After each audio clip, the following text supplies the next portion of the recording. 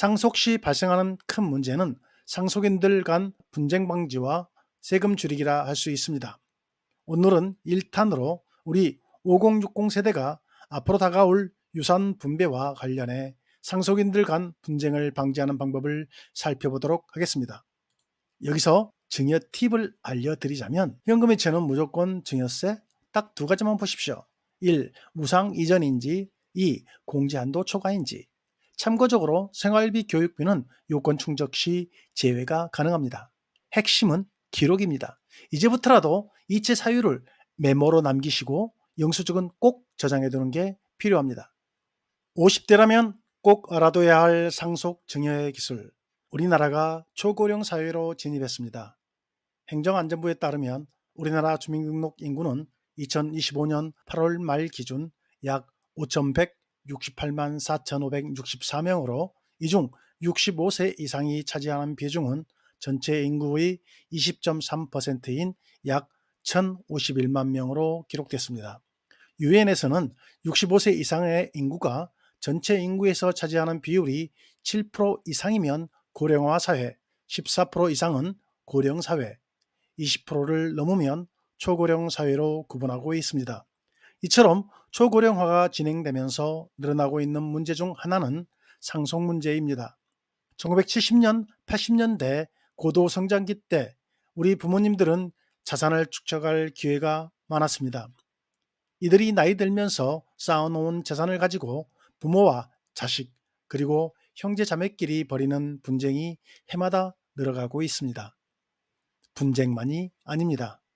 최근 서울 아파트 한 채가 30억이 넘어가면서 자식들에게 재산을 효과적으로 이전해 줄 수 있는 방법에 대한 고민도 깊어지고 있습니다. 50대에서 70대에 이르는 상속 증여의 기술, 지금 시작합니다. 상속인들 분쟁 방지를 최소화하는 방법. 1. 상속권 문제. 상속에 있어서 기본적으로 알아야 할 내용은 상속권 문제입니다. 상속인은 누가 되고 상속 재산을 얼마 분배받을 수 있는지 알아야 합니다. 우리는 상속이나 증여 관련해서 나와는 상관없는 문제로 치부하는 경우가 많습니다. 상속과 증여는 평생에 한 두 번 정도 발생하고 가진 재산도 별로 없는데 무슨 상속, 증여라고 생각할 수 있기 때문입니다. 또한 증여의 경우 당장 세금 문제가 생기다 보니 남모르게 하거나 준비 서울로 이어지는 경우가 다반사입니다.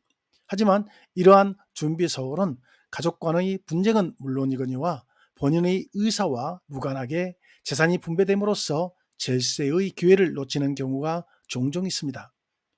우리나라 민법은 상속의 방법을 유언상속, 협의상속, 법정상속 순서로 정하고 있습니다. 비상속인의 유언이 있는 경우 유언대로 상속 재산을 집행하면 됩니다. 하지만 유언이 없는 경우라면 상속인들끼리 협의를 하게 되고 협의가 이루어지지 않으면 법정 지분대로 상속받게 됩니다. 대부분의 경우 유언, 협의 상속이 이루어지지 않는 경우가 많아 법정 상속이 일반적이라 할 수 있습니다. 그렇다면 상속 순위는 어떻게 될까요? 배우자와 자녀, 직계 비속이 1순위로 상속 재산을 균등 분할하되 배우자에게는 50%를 가산하게 됩니다. 가령 배우자와 아들, 딸을 두고 있는 김모 씨가 10억 원의 재산을 남긴 채 세상을 떠났다고 가정하면 남겨진 아내는 10억 원 곱하기 1.5를 3.5로 나눈 4억 2천만 원, 아들과 딸은 각각 10억 원 곱하기 1 나누기 3.5, 2억 8천만 원씩을 분배받게 됩니다. 다만 배우자가 없는 경우는 자녀가 동일하게 각각 5억 원씩 분배받게 됩니다. 2순위는 배우자와 직계존속, 3순위는 형제자매, 4순위는 사촌인의 반계혈적으로 순위가 순차적으로 정해집니다. 다만 상속 순위에서 주의해야 할 점은 배우자는 1순위와 2순위, 상속인이 있을 경우엔 단독이 아니라 공동 상속인이 되고 직계 비속과 존속이 없는 경우에만 단독 상속인이 된다는 점입니다. 이 상속인의 유류분 반드시 고려해야 한다. 앞에서 말한 것처럼 우리나라는 유언의 자유가 존재하기 때문에 살아생전에 비상속인은 자신의 뜻에 따라 재산을 특정인에게 증여하거나 처분할 수 있습니다. 그럴 경우 남은 유가족은 재산을 상속받지 못하게 되는 일이 발생할 수 있습니다. 이때 유류분을 잘 챙겨야 하는데, 유류분은 상속재산 중 상속인에게 돌아가야 하는 최소한의 법정 비율 몫을 말합니다. 유류분은 법정 지분을 기준으로 배우자, 직계비속의 경우는 2분의 1, 직계존속과 형제자매는 3분의 1입니다. 유류분 산정은 피상속인의 사망 시 재산가액에 생전 증여자산을 더하고 상속 채무를 공제하여 기초재산을 계산한 후 이 금액에 유류분권자의 유류분 비율을 곱하는 방식으로 이루어집니다. 그럼 간단하게 유류분을 계산해 보겠습니다. 예를 들어 배우자가 없는 나 모 씨가 자신의 재산 6억 원을 남기고 사망하였다고 가정해 보겠습니다. 유가적으로는 아들 1, 2와 딸이 있습니다. 그런데 나 모 씨는 아들 1, 2에게는 각각 3억 원을 남겨주고 딸은 출가 외인이라며 한 푼도 남기지 않았습니다. 이런 경우 딸은 유류분을 어떻게 계산하고 누구에게 청구할 수 있을까요? 먼저 6억 원이 상속 재산인 경우 아들 1, 아들 2, 딸의 법정 상속 지분은 2억 원입니다. 유류분은 법정 상속 지분의 2분의 1이기 때문에 2억 원의 2분의 1인 1억 원. 따라서 딸은 아들 1, 2에게 1억 원 곱하기 3억 원 나누기 6억 원은 5천만 원인 이 금액을 각각 유류분 반환 청구할 수 있습니다. 참고로 유류분 반환 청구는 민법상 상속 개시일로부터 10년 이내, 상속 개시 사실 및 증여나 유증 사실 안때로부터 1년 안에 청구하면 됩니다. 민법 제 1117조 소멸시효에 나와 있습니다. 3. 현명하게 유언장 작성하는 방법. 유언을 통해 유가족의 유류분을 고려한다면 피상속인의 의사대로 재산을 분배할 수 있는 장점이 있습니다.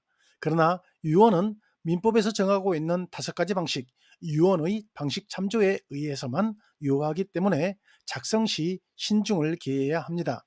특히 자필 증서의 경우 유언서 전문, 연월일, 주소, 성명을 자서 날인하지 않으면 무효가 됩니다. 과거 사회사업을 했던 A씨의 경우입니다. 2020년 10월에 세상을 떠났고 상속재산은 120억 원이 있습니다. A씨 사망 후 그의 금고에서 자필로 작성된 유언장이 발견되었습니다.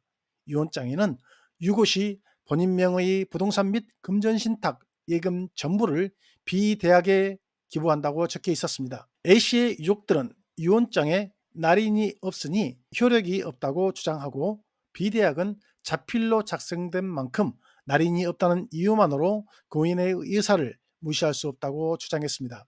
이 사례에서 120억 원은 누구에게 귀속되었을까요? 법원은 고인의 자필 증서가 분명하지만 자필 증서의 요건을 갖추지 못했기 때문에 유언장은 무효이고 학교가 아닌 유족들이 상속재산 전부에 대해 권리가 있다고 판결했습니다.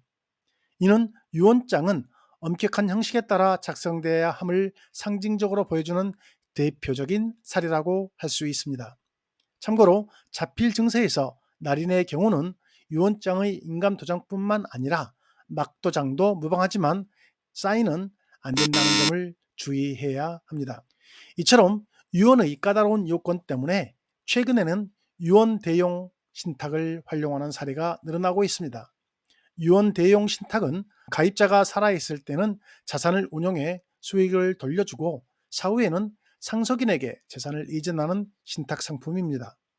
그리고 살아생전에 재산을 분할함으로써 상속 재산의 원만한 분배로 사망 후 재산 분할에 관한 분쟁을 방지하고 미성년자나 장애를 가진 상속인의 상속 재산도 보존이 가능하며 유언서 작성 및 복잡한 법적 상속 절차를 생략할 수 있다는 점에서 활용폭이 점점 커지고 있습니다. 이상으로 50대라면 알아둬야 할 상속 증여 기술에 대해서 알아보았습니다. 감사합니다.